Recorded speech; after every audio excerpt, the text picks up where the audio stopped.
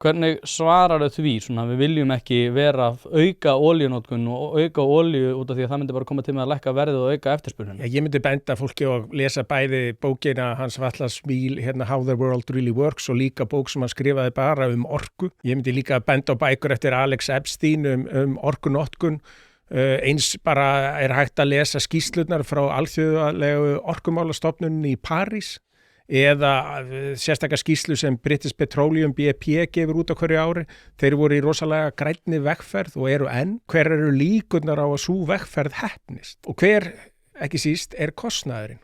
Og við sjáum núna í Evrópu hver kostnaðurinn Raforkuverð í Þýskalandi bara langt hærra heldur en nokkuð staðar annars staðar, og þeir eru búin að byggja upp, ef svo má segja, tvöfalt kerfi. Að þeir eru með endurnýjanlega orkugjafa, fyrst og fremst í gegnum sólar eða birtuorku og svo í gegnum vind, og þetta útheimtir það að þeir þurfa að byggja nýtt landsnet í kringum þessa ótryggu orku. Svo slökktu þeir á kjarnorkunni sem voru mjög mikil mistök og hafa flutt inn þessi stað gas frá Rússlandi, og við þekkjum þessa sögu. En ef þeir ætla að fara tilbaka og byggja upp, sem sagt, út frá þjóðaröryggishagsmunum, síðan svona tryggu eigin orkulindir, þá þeir strand nema þeir opna eftir á kjarnorku.